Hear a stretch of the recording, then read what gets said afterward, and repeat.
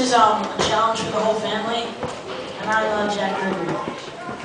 The incident happened on June 8th of 1995. It felt like a normal day. Nobody expected anything out of the ordinary.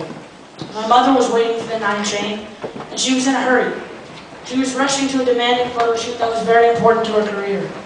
While she was standing near the tracks, peering down the tunnel, her stress and the intense summer heat caused her to faint. She started to fall just as the train pulled up to the platform, and the wind caused from the train whizzing into the station pulled her into the middle of the tracks. She managed to avoid electrocution. She wasn't safe, however, because the way that she fell caused her spinal cord to bend and her back to twist. As the subway passed over her, a piece of metal dangling from the train's undercarriage hit her exposed back and split her spinal cord. She was rescued somehow and immediately taken to the hospital, where they placed an iron rod in her back. My mother was paralyzed from the waist down. She could no longer walk and was forced to sit in a wheelchair.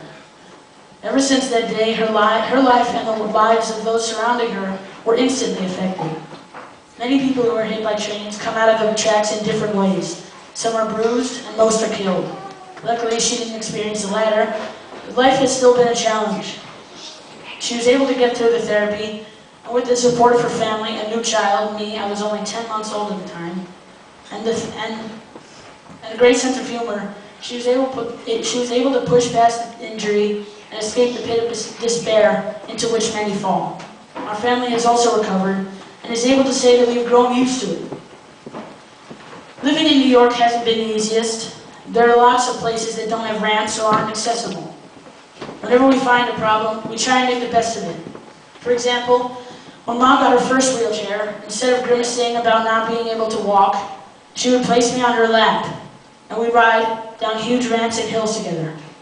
The rush between the fear of falling and the fun of the wind speeding past our faces created a sensation that nothing else in the world existed. My old school had stairs everywhere, so she often couldn't come to school performances or celebrations. I would usually try to take pictures of what was going on, so that I could bring her a substitute for not having been there. I would bring her my work if we were celebrating a finished assignment. When my mother picked me up from school, I would look up from the monkey bars and see all the kids starting to crowd around her. They would ask her questions like, "Do you sleep in a wheelchair?" Or, "How do you go to the bathroom?" Being the kind woman she is, she simply answered them as if nothing was wrong. But I couldn't help but feel separate from the rest of the children. They found it cool and interesting that my mom was in a wheelchair. They didn't know how it really was, and all the things we couldn't do anymore. Sometimes we can't go on vacation to certain places because the hotel has a flight of stairs or its elevator has broken down. There are a lot of cars she can't get into because they are too high for her to transfer into. We do, however, find ways around these barriers.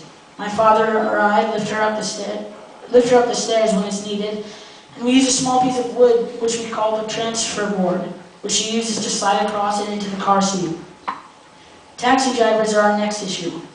Since we don't own a car, taxis or the buses, or the bus are our main forms of transportation. Unfortunately, only a small fraction of the drivers actually know how to load up a wheelchair. We have to help them to understand how the wheels come off and how to fold up the seat. This can take about 15 minutes and becomes very annoying after the 20th time. This incident has changed our life completely and entirely. I can't imagine or picture how different I'd be if my mother wasn't in a wheelchair. Most people would think this is a near to impossible lifestyle, but it's not. We get through each challenge, and we do it as a family, together.